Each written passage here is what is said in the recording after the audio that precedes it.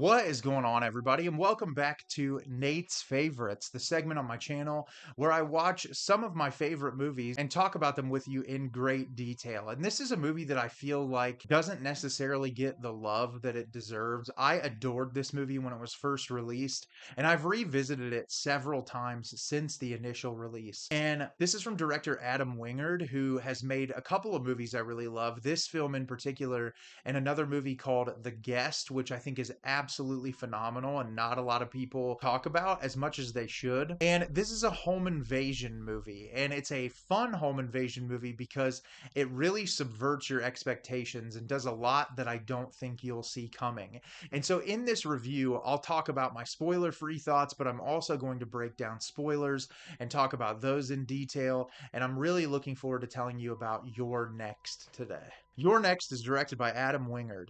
When the Davison family comes under attack during their wedding anniversary getaway, the gang of mysterious killers soon learns that one of their victims harbors a secret talent for fighting back. So, as I said, I absolutely love this movie for a multitude of reasons. I love the performances in this movie. I feel like so many of these characters are so intentionally unlikable, and I love how much they're hamming it up in certain scenes. It just makes it really immersive and easy to watch because of all of these performers. It's shot very well. The practical effects are fantastic. There's a lot of gnarly kills in this movie. And what I really love about it is it's incredibly simplistic. The story's simplistic, the motivations of the characters are simplistic, but it's all about execution. It's the attention to detail in the little things. It's the story structure. It's the intelligent dialogue. It's the way that it plays along for an hour and a half that makes it such a fun and revisitable experience, and I'm excited to tell you about it today. At the beginning of the movie, we are introduced to the Davison family,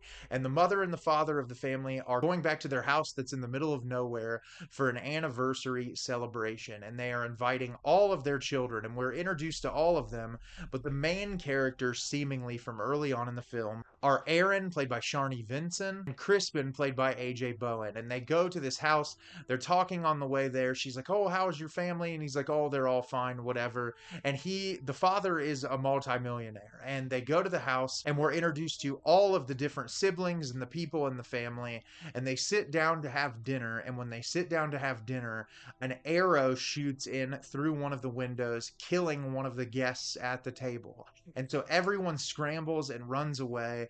And these killings start happening one by one. And it's these people that are in animal masks. And the entirety of the film is the family trying to figure out who these people are and fighting for survival. So as I said, I love this movie. I think that it is fantastic, and there's not much that I can talk about without giving away spoilers. But briefly, before I get into spoiler territory, like I said earlier on, I think the performances here are really exceptional. Everyone fits their character so perfectly. Because this is a wealthy family, there's a lot of people that are incredibly full of themselves, and I love how much they ham it up in their performances. Joe Swanberg, who plays one of the brothers, he is just like giving it 100% the entire movie, and I love how ridiculous his character is and how just seedy and kind of unlikable he is all at once. Ty West plays one of the guests at the party, and for the time that he's in the movie, he's also great. It almost feels like he's poking fun at himself a little bit, which is something that I can really appreciate.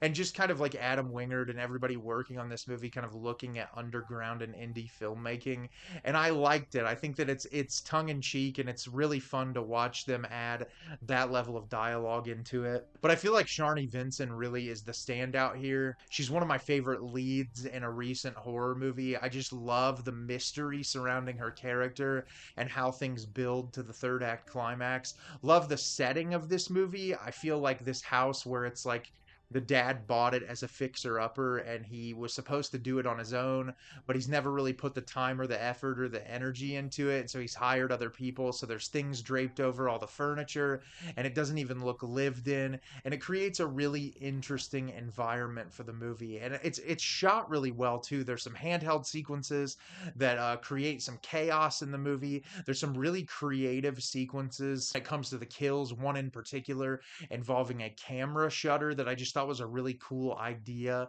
for a scene. And I love the way this thing is paced out. It's 90 minutes and it feels like it doesn't waste any time. It gets right into it, it pulls no punches, and it does that all the way until the very end of the movie. And that is about the most that I can talk about without spoiling it. So I'm going to get into spoiler territories now. If you haven't seen this movie, go watch it. It's fantastic, and I'm looking forward to telling you a lot more about it right now. So the big spoiler of the movie is the two brothers, Crispin and Felix, have actually set this whole thing up for the family to be killed. And the reason why is they want to take their inheritance money early and get all of the money that they can from their dad. And so they plot to kill the entire family, and the only one who is supposed to live through it is Erin, because she's an unassociated witness. And the reason why they include her is because if it's just the family, they're going to see it as a lie.